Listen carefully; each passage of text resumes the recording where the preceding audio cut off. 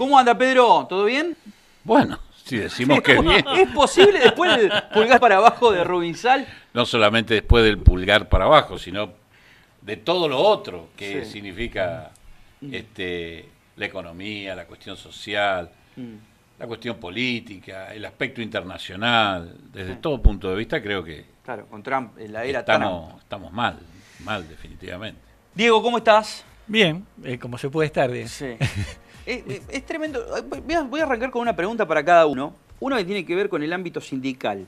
Después vamos a empezar a hablar justamente de las otras declaraciones de Macri, porque me parece que el protagonista de las últimas 24 horas, con dos declaraciones fuertes, es Macri. Una apuntando al sindicalismo y otro apuntando a uno de los pilares de la economía de los últimos años, que ha sido el consumo. Vamos a recordar, si está la producción me da el ok, lo que decía Macri con respecto a los sindicatos. ¿Qué pasa con la visión que tiene este gobierno nacional en cuanto a la relación de poder con los gremios?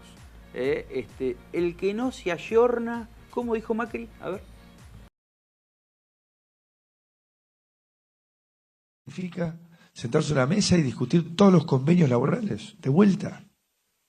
Porque estamos en el siglo XXI, no podemos seguir aplicando convenios del siglo XX.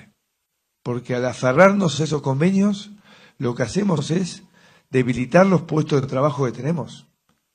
Nosotros no los fortalecemos y no crecemos, sino que ponemos en peligro los que tenemos. Apunta a los convenios colectivos, yo creo que hace eco en muchos dirigentes sindicales, le voy a preguntar ahora a Pedro, la cuestión de volver a la flexibilización, pero en otro tramo de esa misma rueda de prensa, o esa exposición, digamos, para youtubers, Facebook, de todo un poco, de redes sociales, pues está la comunicación 3.0 es fundamental para este gobierno, es fundamental. Claramente. Fundamental. La cibermilitancia. Sí, a mí me asombra que en otro tramo hablaba exclusivamente de la relación, cómo iba a ser la relación con los sindicatos que no se acoplen a las medidas que él quiere imponer con esa flexibilización de los convenios. ¿Qué es lo que quiere decir Macri y qué pensás que puede llegar a pasar, sobre todo en este diciembre, teniendo en cuenta estas últimas declaraciones? Bueno, indudablemente que recalienta el ambiente, porque después de la movilización, en medio de una negociación por el bono sí, el bono no, tanto a nivel nacional como a nivel particular y de las provincias, todos los participantes de estas negociaciones son dirigentes sindicales, con pocos mandatos en su espalda o con muchos. La realidad es que cuando nos atacan en términos generales, uno tiene espíritu de cuerpo y entiende rápidamente de qué está hablando, en este caso, el presidente. Creo que mucho tiene que ver, este histrionismo mucho tiene que ver con que quiere tapar también su interna, ¿no?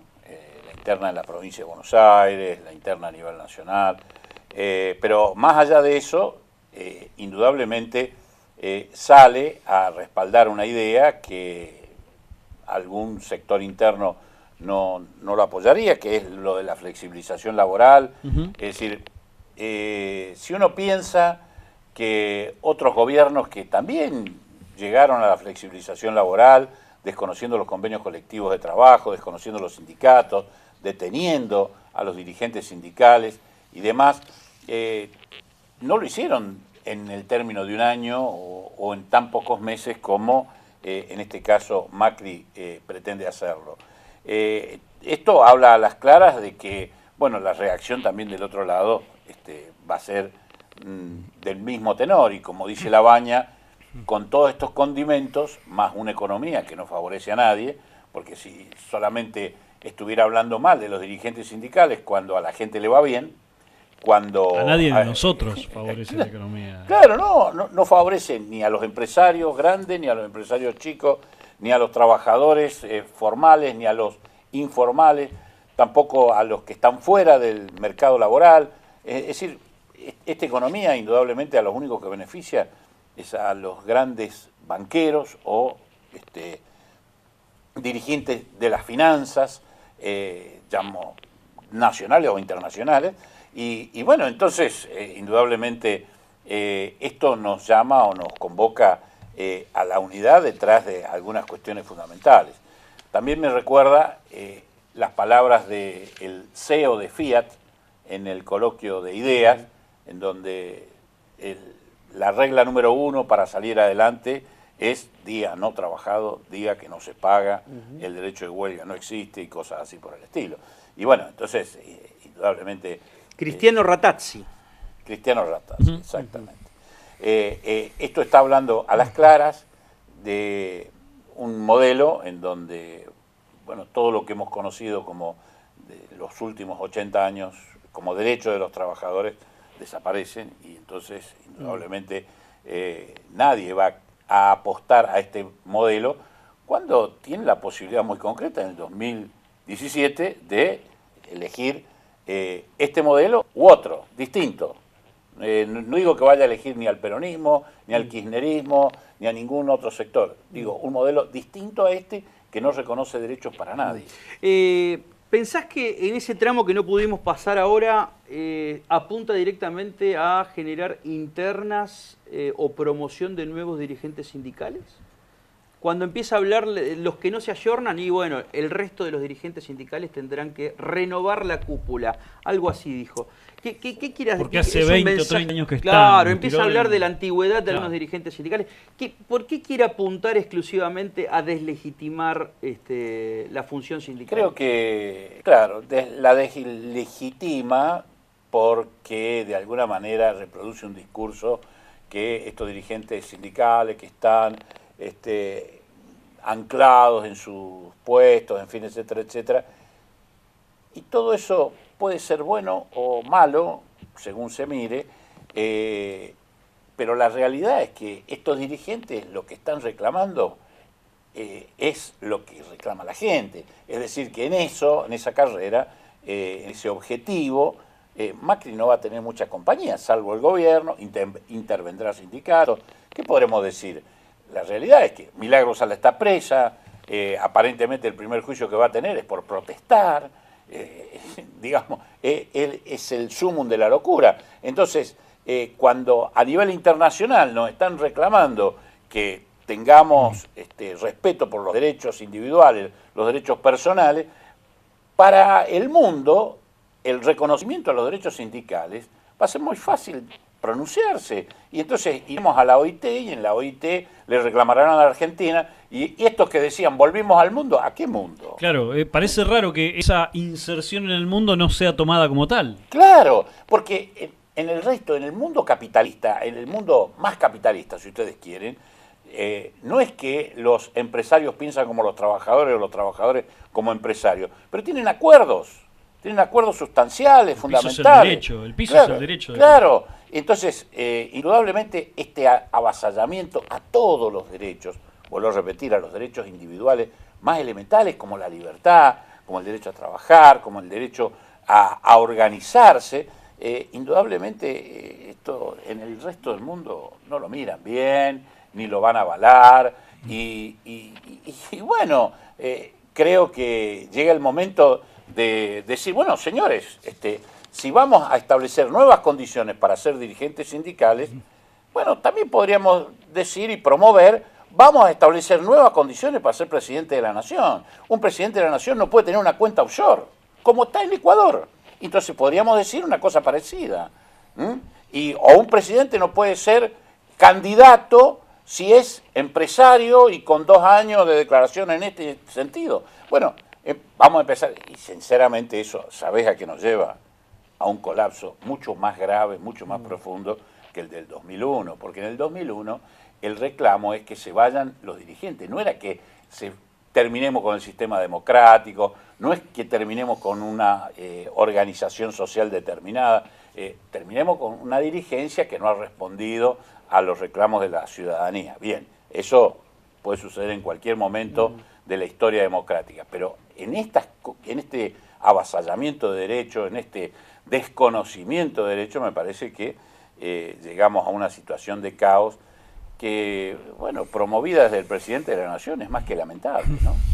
Diego, cuando habla de consumo, de que no hay una fórmula para poder reactivar el consumo. Ayer, digamos, en Clarín era Clarín, panel de básicamente periodistas se que preguntó específicamente cómo hacía para reactivar el consumo y él dijo que el gobierno anterior había puesto plata en los bolsillos de la gente y lo que creó fue inflación. Por lo tanto, reactivar el consumo ahora es imposible, dijo.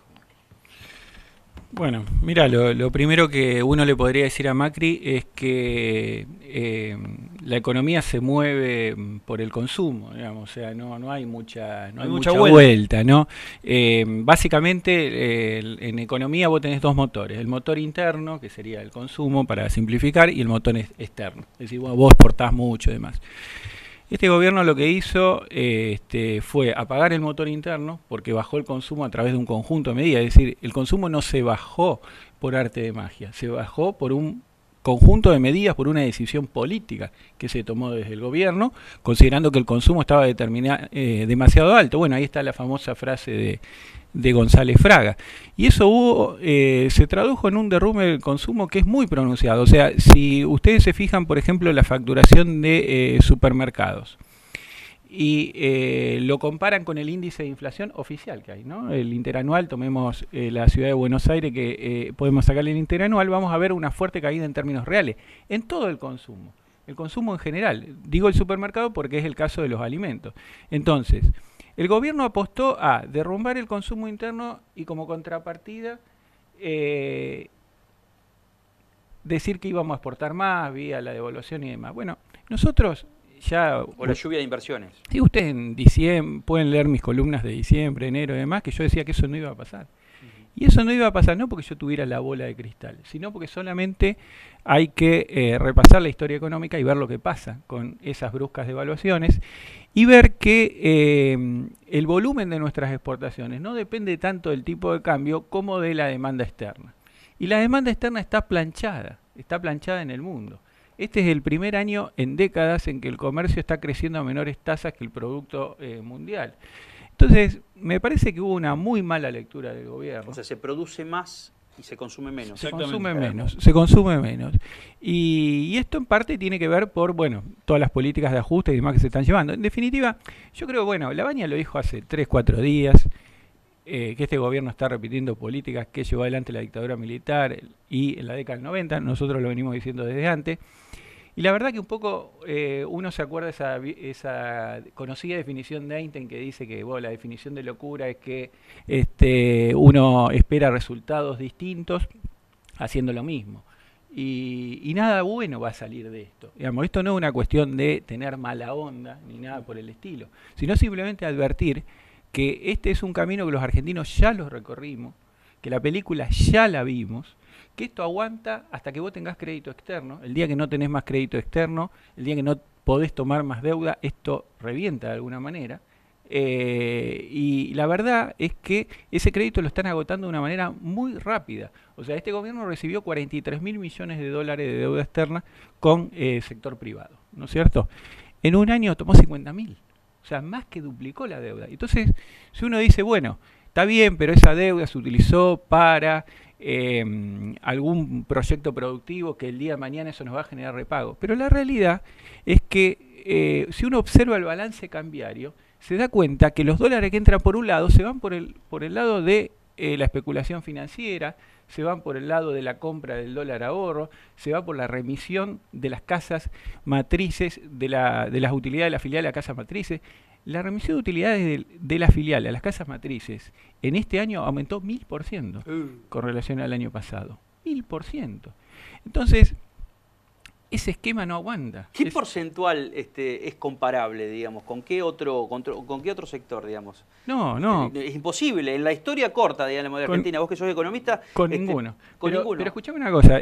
Hace pocos días Bloomberg, estoy citando todos datos oficiales, datos de agencias internacionales, es decir, es el canal por excelencia de Wall Street. Sí, no estoy hablando de ningún dato que dé ningún sector opositor. Estoy hablando todo de datos oficiales y datos de Bloomberg. Bloomberg sacó una columna hace 3, 4 días en la que le recomienda a sus clientes invertir, entre comillas, en la Argentina por los altos retornos que se están obteniendo.